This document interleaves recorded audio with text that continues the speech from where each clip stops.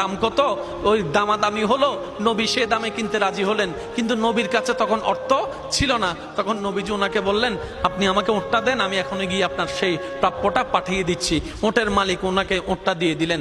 আশেপাশে যারা ওঁটের মালিক ছিল সবাই জিজ্ঞেস করতেছে, এই পাগলা, তুমি কি যাকে ওঁট দিয়েছো তাকে চিনো? বলে যে না। নাম জানো? বলে যে না। পরিচয় জানো? বলে যে না। ঠিকানা জানো? না। তো তুমি যে ওঁটটা দিয়ে দিলা, উনি যদি ওঁটের টাকাটা না ফাটায় তখন তো তুমি লসের মধ্যে চলে যাবা। সে ওঁটের মালিক বলে, এত সুন্দর নুরানি চেহারাওয়ালা কখনো বাটপার হতে পারে না, কখনো চিটার হতে পারে না, কখনো মিথ্যুক হতে পারে না। ওনার চেহারা দেখেই তো আমি ওঁট বিক্রি করার আগে মনটাই বিক্রি করে দিয়েছি, মনটাই বিক্রি করে দিয়েছি, মনটাই বিক্রি করে দিয়েছি। তোমরা যাই বলো, আমার মন বলে উনি আসবেই আসবে, টাকাটা পাঠাবেই পাঠাবে। এই কথা বলতে না বলতে কিছুক্ষণ পরে নবীজির একজন সাহাবা এসে বলছেন, একটু আগে একজনে ওট নিয়ে গিয়েছেন কাছ থেকে, ওটের মালিকটাকে একটু